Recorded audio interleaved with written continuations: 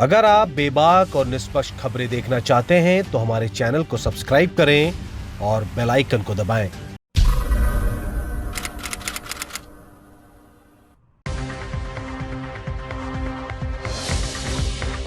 आर्थिक अपराध अनुसंधान के बड़े अफसरों को शुरुआत से ही पता था कि यूपीपीसीएल घोटाले की फाइल पर वरिष्ठ आईएएस संजय अग्रवाल के हस्ताक्षर फर्जी हैं।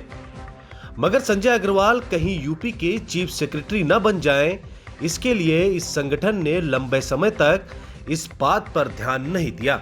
फॉरेंसिक लैब से जांच के बाद यह पुष्टि हो गई कि यह हस्ताक्षर फर्जी हैं, तो बड़ा सवाल यह है कि वो कौन शख्स था जो भारत सरकार में सचिव इस आईएएस अफसर को फंसाकर बदनाम करना चाहता था। कई नौकरशाहों और राजनेताओं ने इस घटनाक्रम पर चिंता व्यक्त करते हुए कहा कि इस पूरे मामले की न्यायिक जांच होनी चाहिए। वहीं यह भी पता चला कि इस घोटाले की जांच सीबीआई से कराने का पत्र सीबीआई को भेजा ही नहीं गया है। जाहिर है इस घोटाले में कोई बड़ा षड्यंत्र काम कर रहा है। यही नहीं, संजय अग्रवाल को क्लीन चिट मिलने की खबर आज अखबार में छपी और आज ही आर के तिवारी को चीफ सेक्रेटरी बना दिया गया। यूपीपीसीएल घोटाले में संजय अग्रवाल का नाम आने से हर कोई हैरान था। संजय अग्रवाल की छवि बेहद तेज तर्रार और ईमानदार अफसर की रही है। यही कारण है कि यूपी के कई आईएएस अफसर चाहकर भी भारत सरकार में सचिव नहीं बन पाए। जबकि संजय अग्रवाल को भारत सरकार ने कृषि विभाग का सचिव बनाया।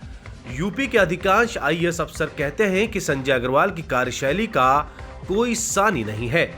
यह सारा विवाद तब शुरू हुआ जब लखनऊ से लेकर दिल्ली तक यह तय हो गया कि संजय अग्रवाल 1-2 दिन में यूपी के चीफ सेक्रेटरी बन जाएंगे।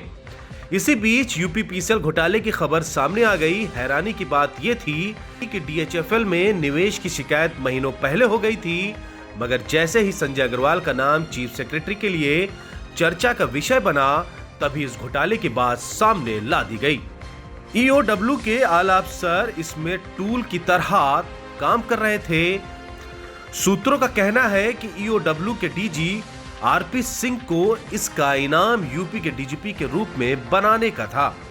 यही कारण रहा कि ईओडब्ल्यू के लोग इस शर्त पर कि इनका नाम सामने आए, मीडिया को संजय अग्रवाल की संलिप्तता की फर्जी कहानी बताते रहे।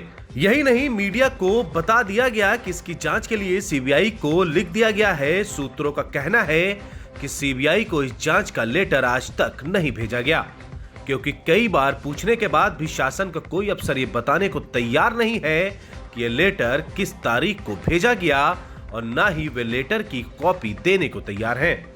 सूत्रों का कहना है कि संजय अग्रवाल ने कुछ दिनों ही जब ईओडब्ल्यू की टीम ने उनके कागज दिखाए, तभी कह दिया था कि ये उनके हस्ताक्षर नहीं है।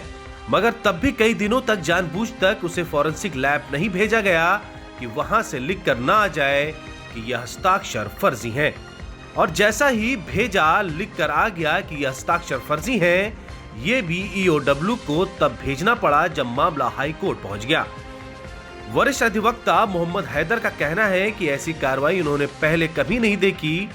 मजेदार बात यह है कि आज अखबारों में संजय अग्रवाल के क्लीन चिट मिलने की खबर छपी और उसके कुछ घंटे बाद ही आर के तिवारी को अस्थायी चीफ सेक्रेटरी बनाने के आदेश जारी कर दिए गए।